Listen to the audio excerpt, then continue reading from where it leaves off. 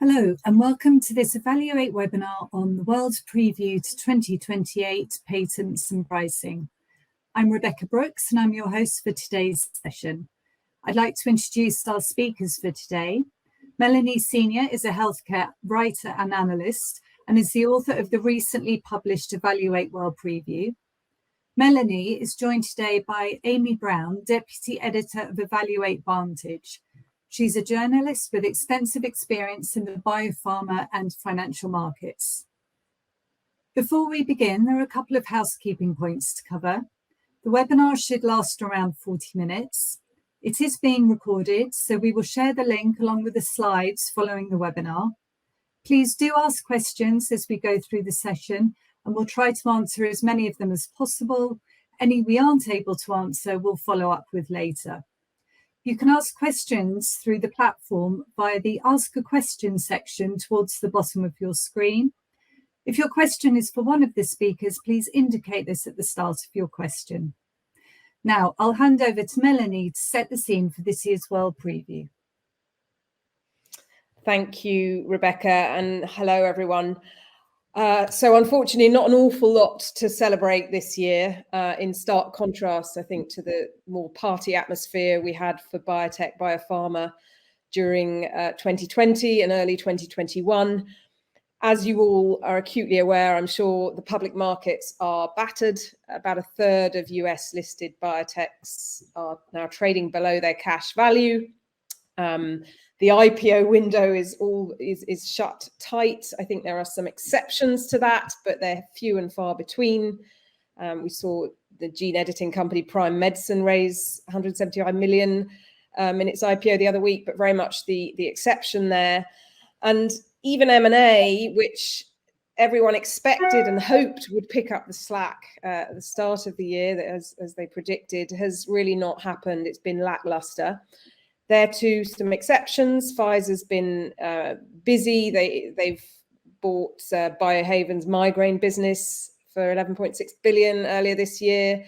Can't overlook that. They also bought Global Blood Therapeutics in a 5.4 billion deal.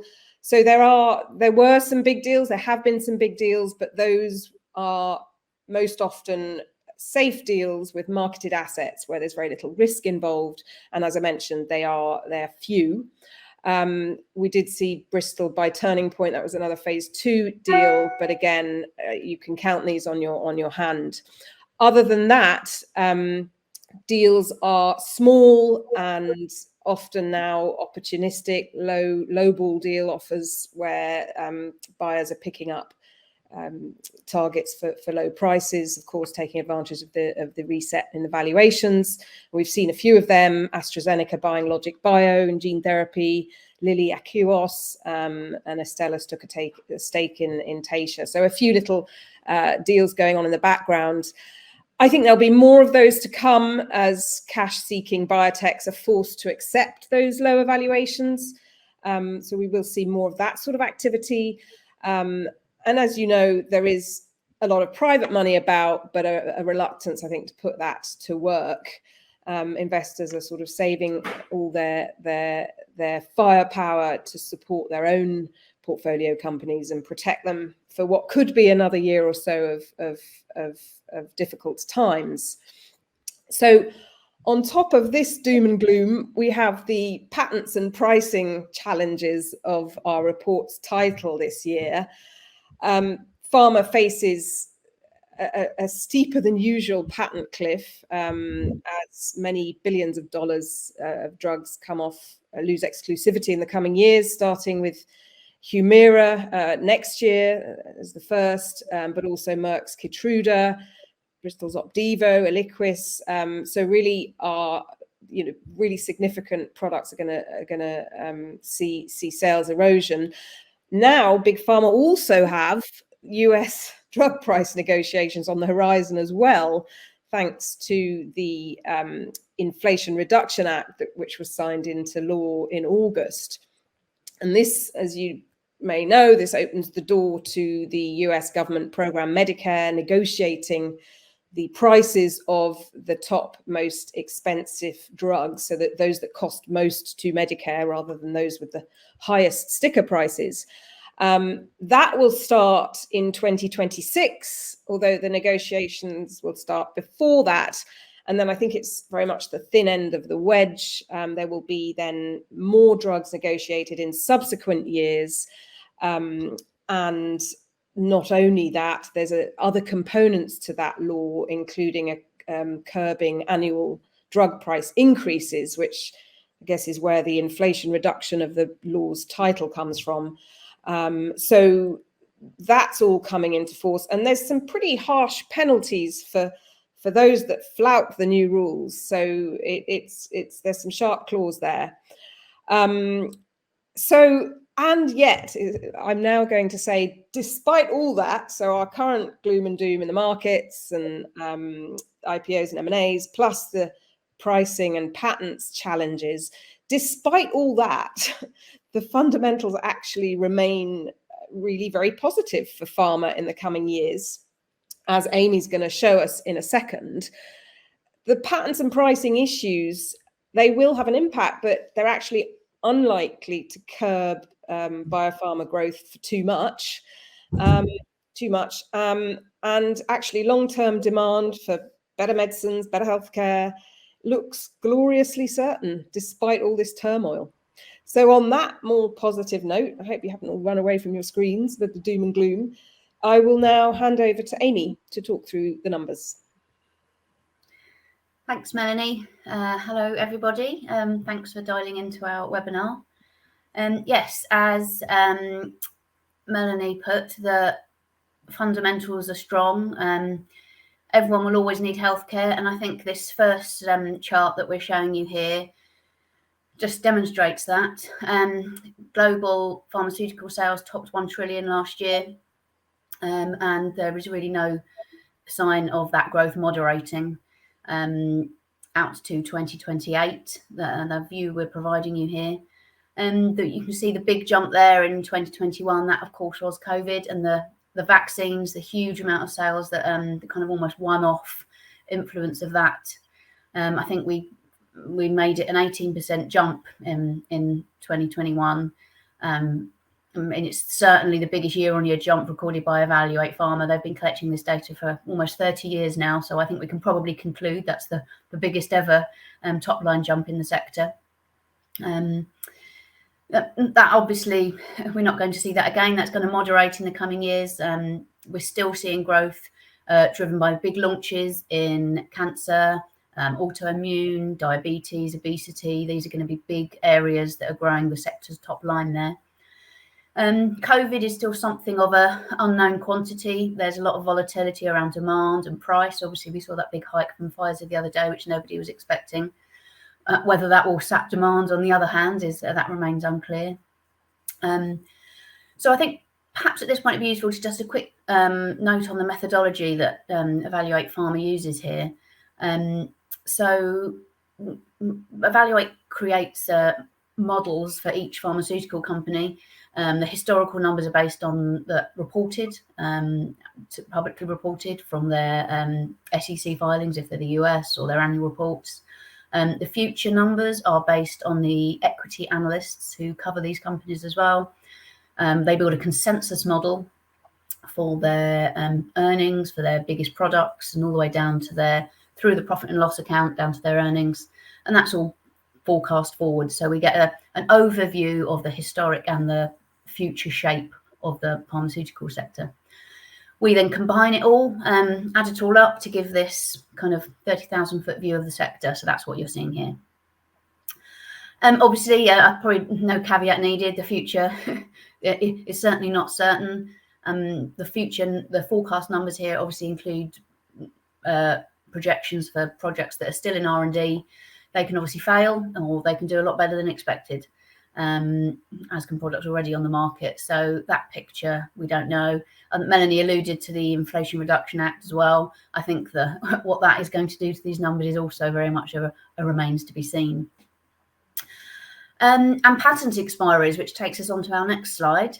That's obviously another big issue for the sector, and that is going to become a more pressing issue as we move through this decade.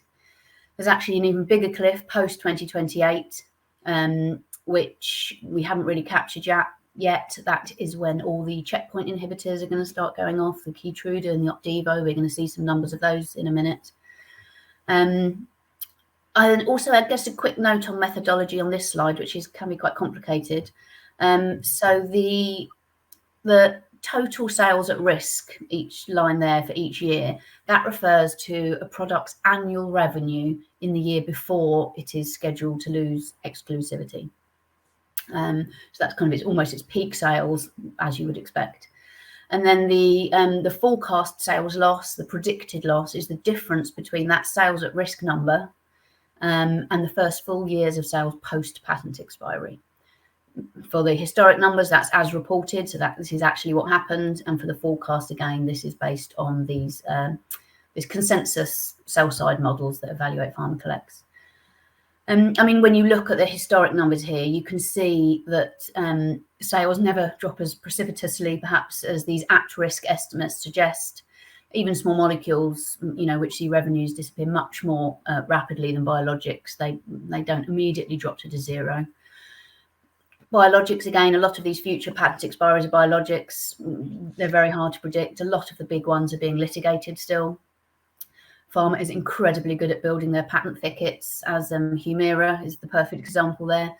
That is finally going off in the US in January. I think we've calculated that as Pharma's biggest ever patent cliff. I think that's 18 billion they're selling this year. So for example, that will be their at-risk number we use for 2022.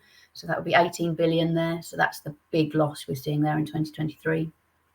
A couple of other big ones coming up. I think Eliquis is coming up possibly in 2026. I think Imbruvica is coming, but again, all still being litigated, so remains to be seen.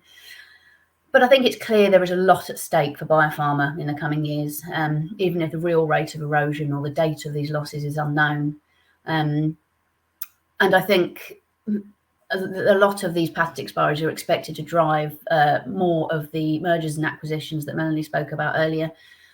I mean, I think everyone has talked about the fall in valuations as a driver for deal making, but I actually think this patent cliff is arguably a much bigger reason why we will see some bigger deals in the coming years. So moving on to our next slide. This is where we are predicting for the moment the biggest companies in 2028. As you can see, AbbVie is still up there, despite the slightly dubious crown of having the biggest ever patent cliff. That is thanks to their JAK inhibitor Rinvoq, a psoriasis product Skyrizi, and they've also got Venclexta, their cancer drug. That's doing really, really well. That's going to keep them up there. Roche is still up there, very high. A lot of that depends on gantenerumab, their A-beta Alzheimer's mAb that we are going to talk about shortly. If that fails, I think there's going to be a big chunk of sales forecasts knocked out of those models in the longer term. So that their position up there is slightly vulnerable. Obviously, all these forecasts can change with acquisitions, with big late stage failures. It's probably worth pointing out also that big pharma, as we kind of think of these big, hugely diversified companies, which is how we would classify a big pharma company, and we consider there to be 11.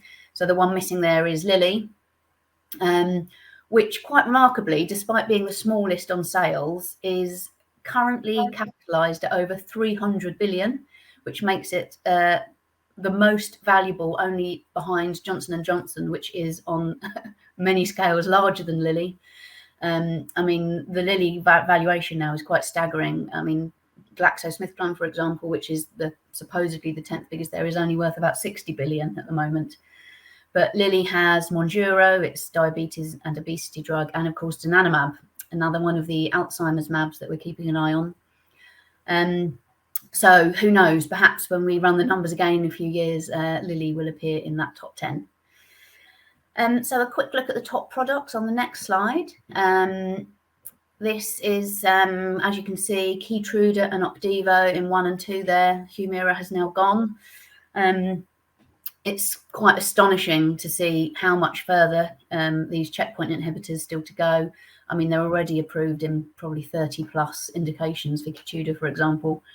They're moving into earlier lines, adjuvant, neoadjuvant settings. That's driving a lot of that future loose, was expected to at least. But you can see cancer makes up a lot of the top 10 here. We've got Imbruvica, that's another big cancer drug there.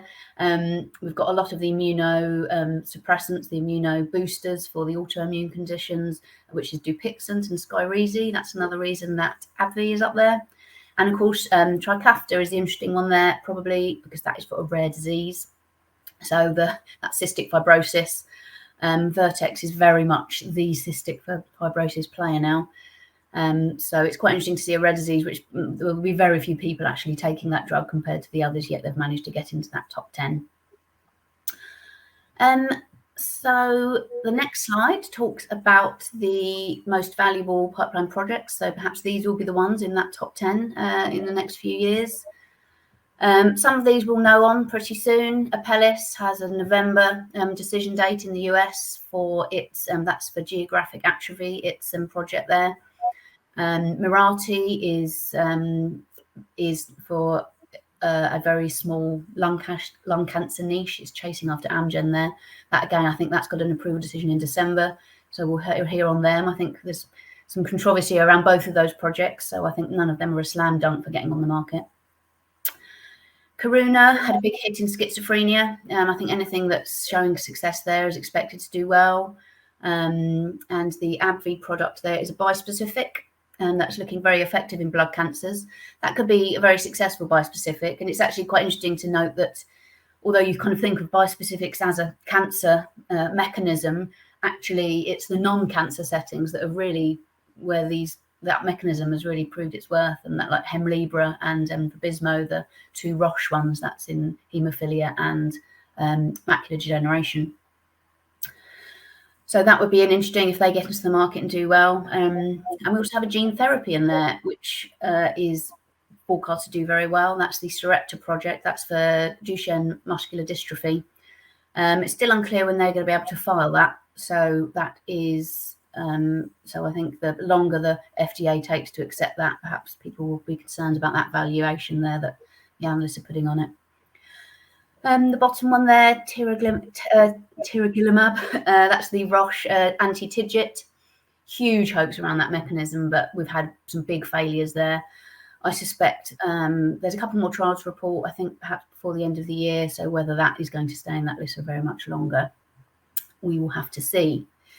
And of course, the Alzheimer's products, which I have avoided mentioning so far. Gantenerumab, the Roche one, data any day on that. Big event, it's huge for the sector.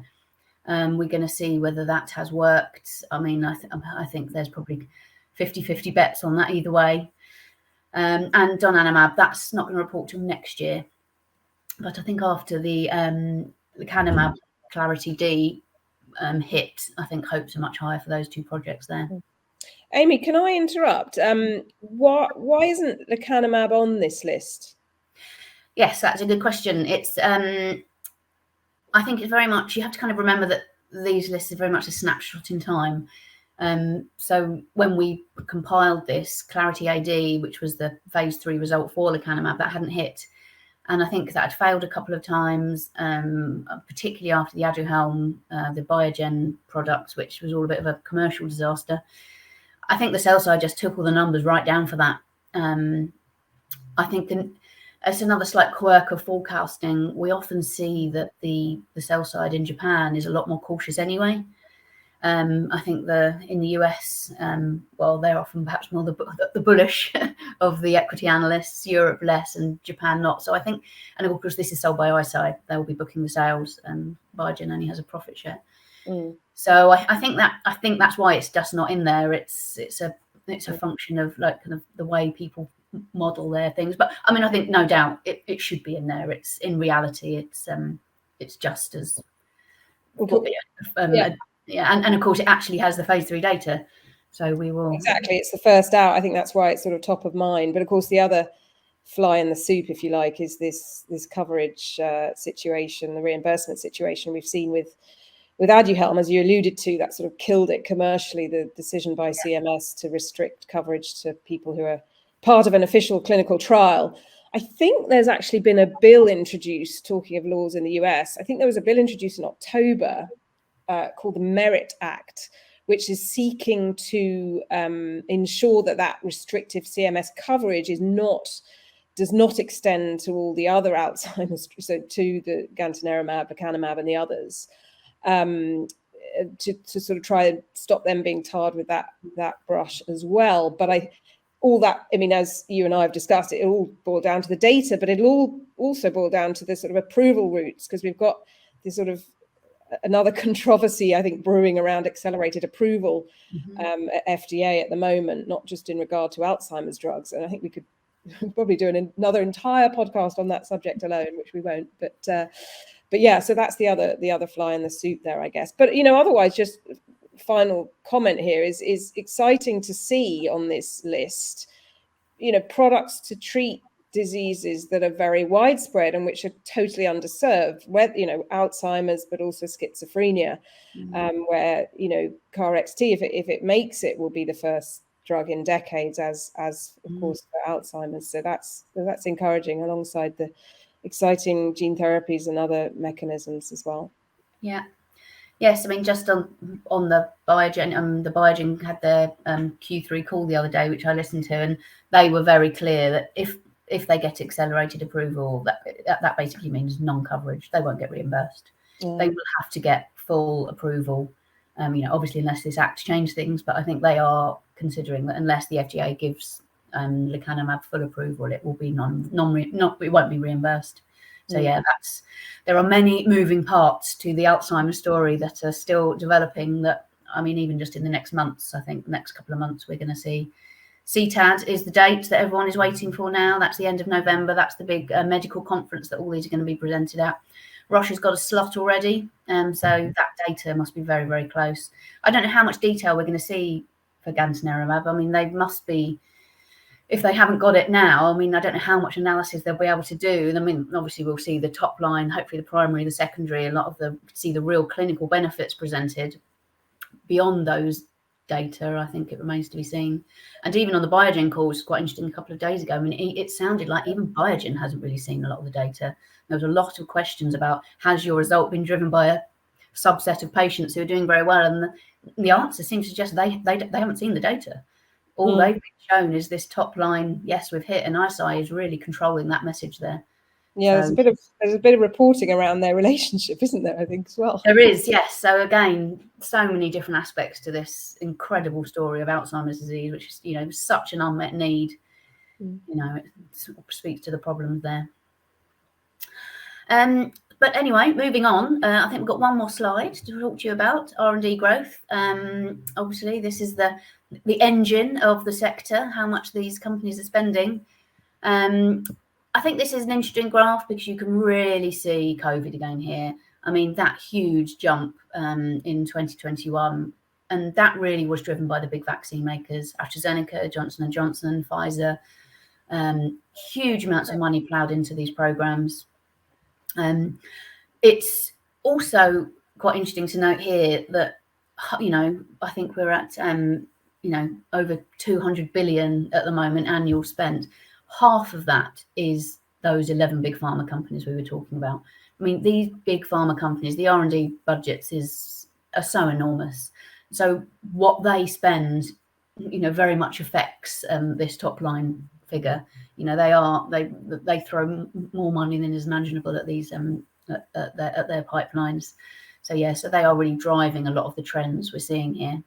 And Amy, even if we just sort of rub out the peak, the 2021 peak, there's still quite a sharp drop off in CAGR. It's sort of halving between the purple and the green zones. Is that something to be worried about? Is that, the increases in efficiency from AI and digital this, digital that? Is that optimism or pessimism?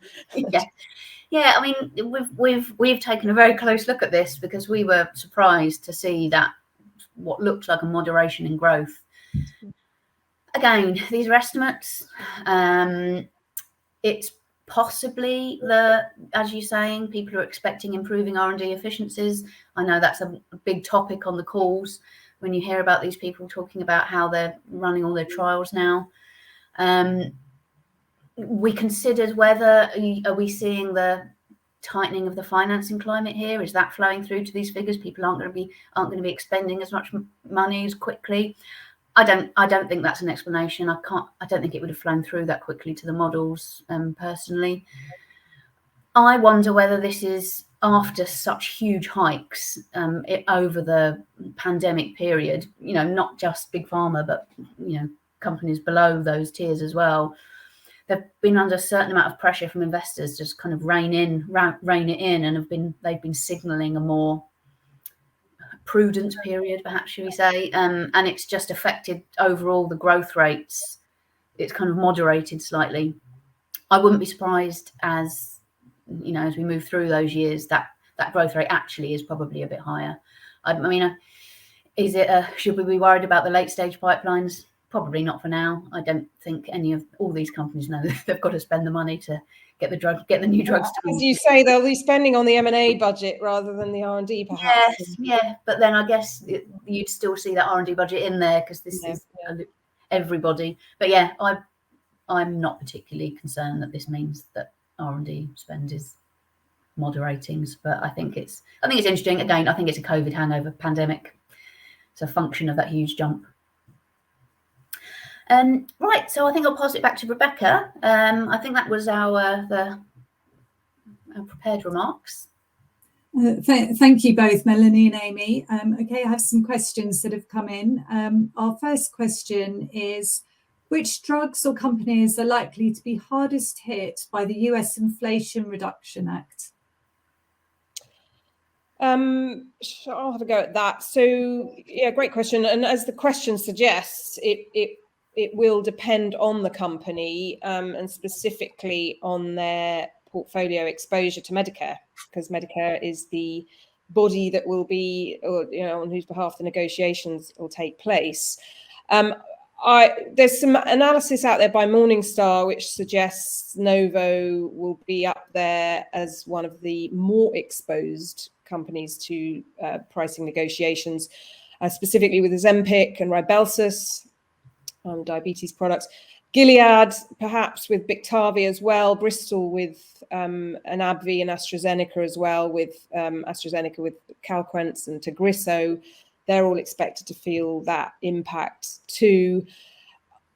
In contrast, I think Pfizer and Merck are expected to be less directly impacted, at least early on. Also Roche and Novartis. But again, I think, as Amy said before, there's still a lot of moving parts there around this. There's going to be litigation and negotiation, and there are lots of complicated aspects to how this act plays out, how the negotiations happen, the timing of them, the criteria, etc. So these are just broad brush predictions, if you like. That's the negotiation side of the act. There's also the annual inflation curbs that will also hit companies who have been getting away with, enjoying, whatever your word, sort of above average price increases to date.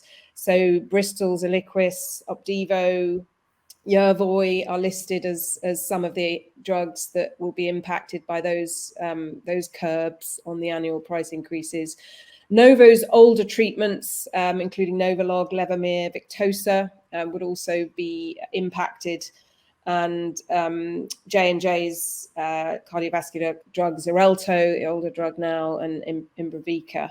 So, yeah, those are the sort of main top headline figure names and products at the moment. But as I say, there's much to be determined still.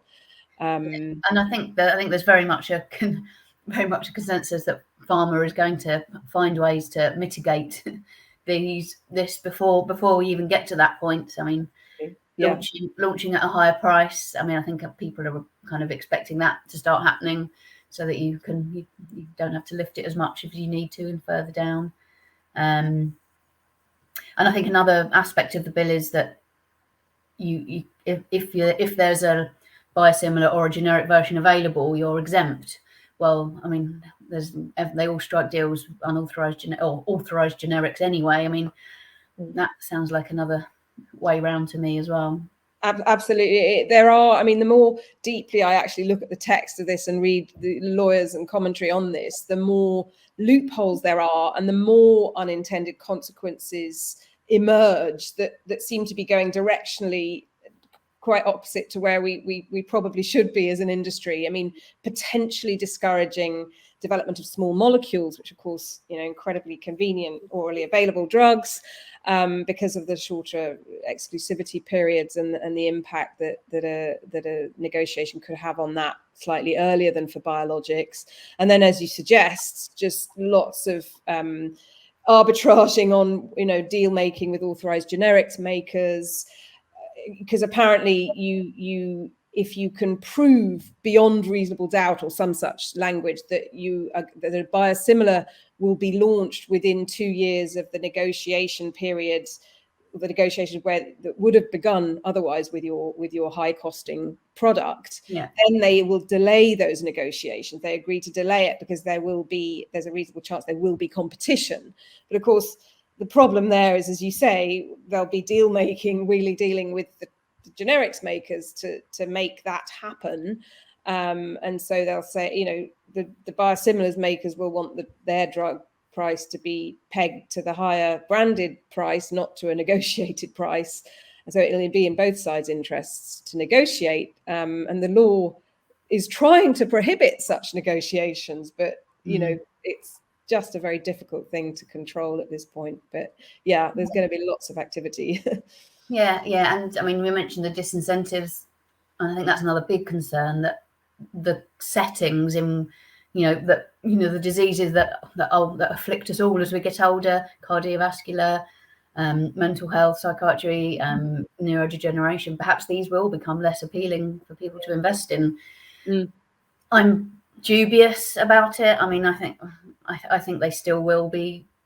There's still going to be very high demand for these drugs. I mean, to the extent, and also you've got to remember you've got the elections, the midterms in November. I think if the Democrats keep their majority, I think perhaps they will try to go even further. But yes, I think that it's all very much. It's very hard to predict right now. It is. It's another factor, shall we say, that comes into all the deal making and all the strategic decisions, etc. But perhaps not. Significant. But I think perhaps not as world changing as some of the industry lobby would have one think. But there we are. Okay, so our next question is: other than oncology, which are the fastest growing therapy areas? I'll start on that if you like. We might even actually have a slide. I think we had a few slides in reserve on. I know that there was something there was a couple of slides in the World Preview. Yeah, there we go. So hopefully you can see that the circles are quite small on my screen. Obviously oncology right up there. I mean, it's on both price and quantity of things coming to market. We're way ahead.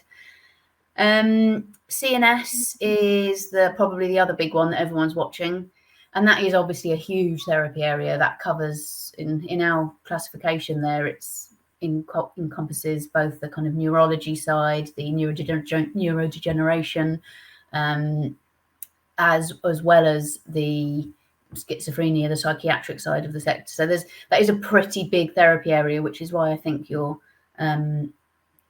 which is why on the sales line it's very high. But I think a lot of the thing growing it there is those Alzheimer's forecasts, and as we mentioned, it's remains to be seen whether they actually are as commercially successful as people are hoping. That will depend how clinically successful they are, of course, and we should know that in a couple of months. But probably also a couple of the big new schizophrenia drugs, like that Karuna one I mentioned, that's helping the growth rates in that area. And then, of course, the immunomodulators. That is the Dupixents, the Skyrizi's that we talked about earlier on.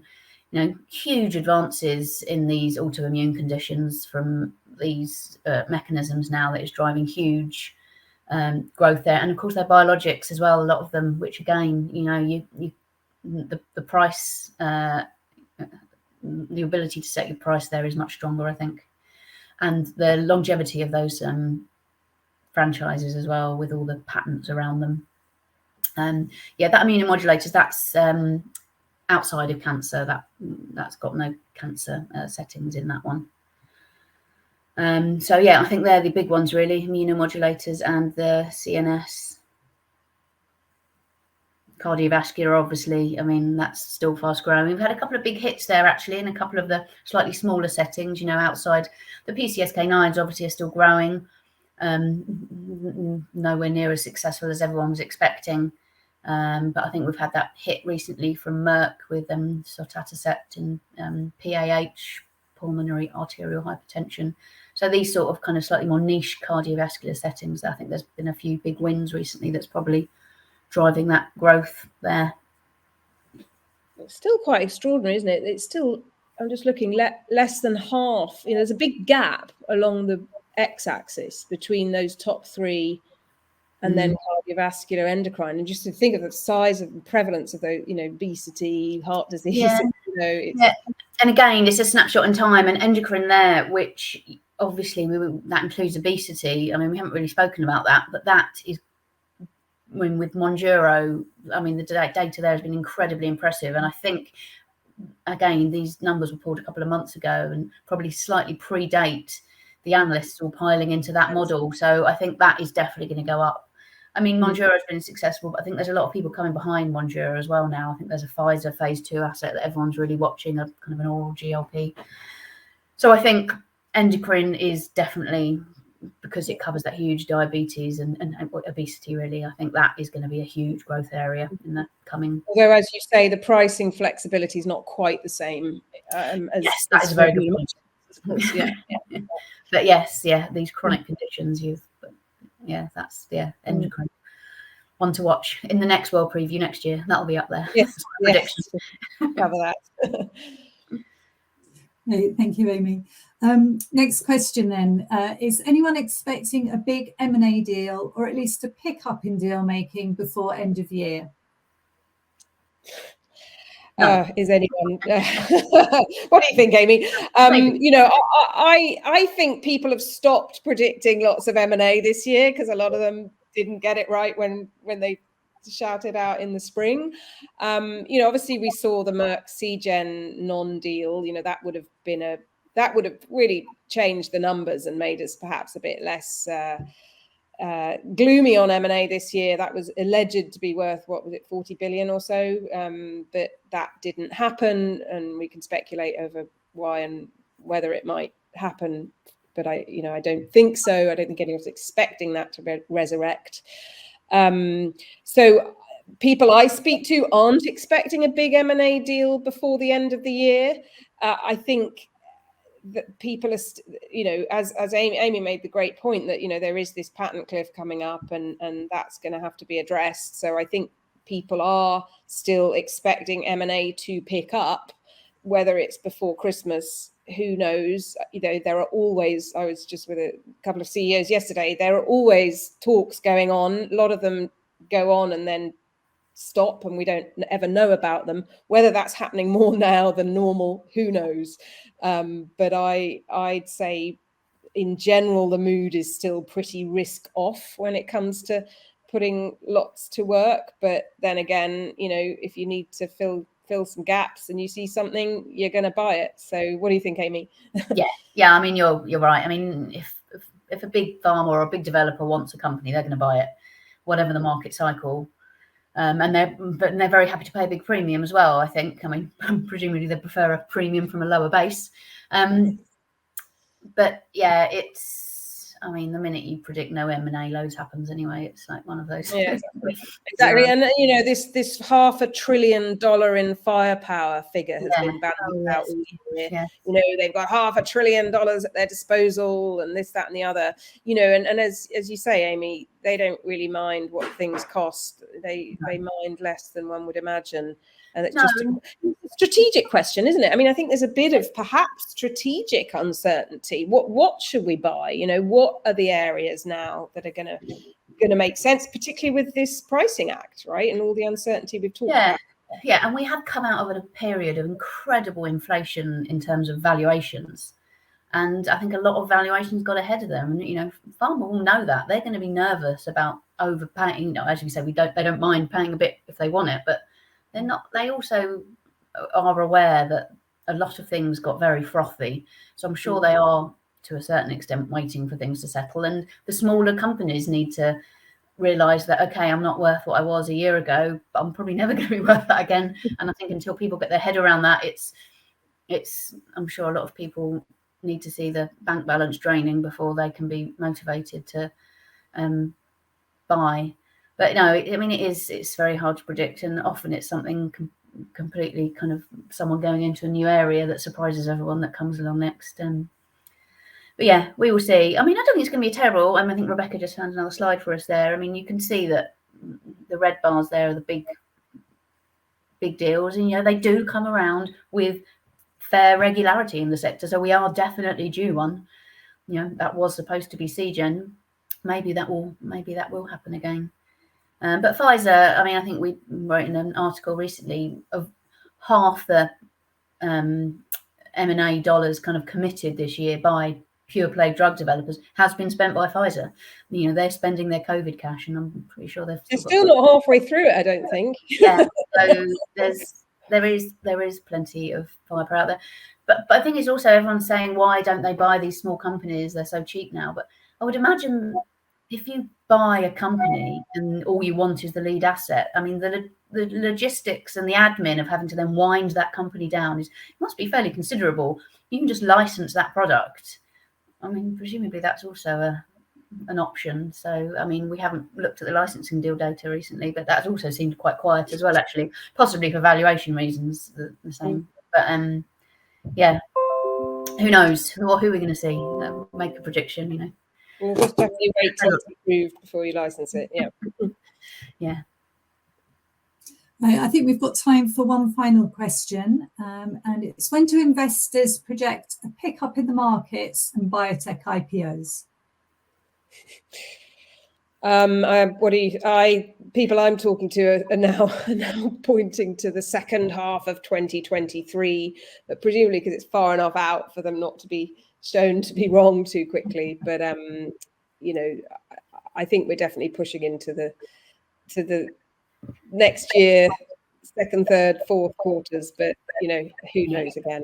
Yeah, it's very hard. I mean, the reason that the RPE window shut is nothing really to do with biotech. It's to do with a certain war and interest rates and inflation. And, you know, it's not just biotech that there's no IPOs happening. It's all sectors, really. Tech sectors have been really hurt as well. So I think unless those macro conditions improve, then a sudden end to the war, I think, as you said the other day, that would certainly be a trigger. But I mean, that unfortunately seems. I mean, that's a really important point you make, Amy. You know, this is biotech is exposed to these macroeconomic, you know, risks and dynamics just like every other sector, and you know, that's influencing things, and because it's a high risk sector and people have enough risk and uncertainty everywhere else, you know, they're totally not up for that right now. And I think there may be a lag. In fact, there may be a lag between other sectors recovering if we do see an end to the war and inflation start to calm down, you know, before biotech confidence rebuilds. Who knows? But yeah, I think you're right, Amy. It's the bigger picture here. Yeah, sure. Yeah, and I mean, as you said, and you mentioned Prime earlier, a couple of the big ones are getting away. I mean, there must be a huge amount of insider support going on. I mean, but perhaps the market only has, you know, perhaps there is only support for 1/4 at the moment. That's what it seems to feel like. Which, but no, I think Q4. I mean, we're almost half, you know, a quarter of the way through it now already, and there's certainly no sign of it picking up this year. And I suspect we're going to trundle along, what is hopefully the bottom.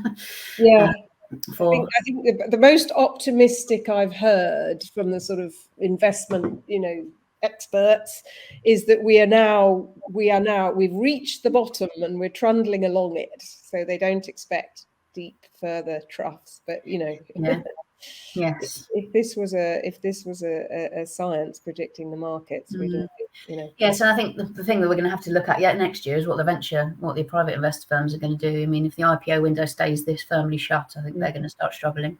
I think how they fare next year is going to be, we're going to see down rounds or and perhaps closures, perhaps mergers in the private space. Maybe some pickup in creation, just because there is a lot of private money sitting there. I don't think all of it can go to supporting existing ventures, so we may see some brave souls building again. But I heard of a trend developing in the tech sector, which I saw described as the Urinos, which is up round in name only. So that sounds horrible. I know. We might not value that one. So hopefully maybe we'll have to keep an eye out for them in biotech next year. Great. Well, thank you both for your insights. That's all we've got time for today. Thank you to all of you for joining us and submitting your questions. We'll be in touch in due course for any we haven't answered. If you'd like to speak to us further, please drop a note into the Q&A and we will reach out to you shortly. We'll send the full recording of the webinar along with a link to download the slides and the reports, so do keep an eye out. And we hope to see you soon on the next Evaluate webinar. Thank you.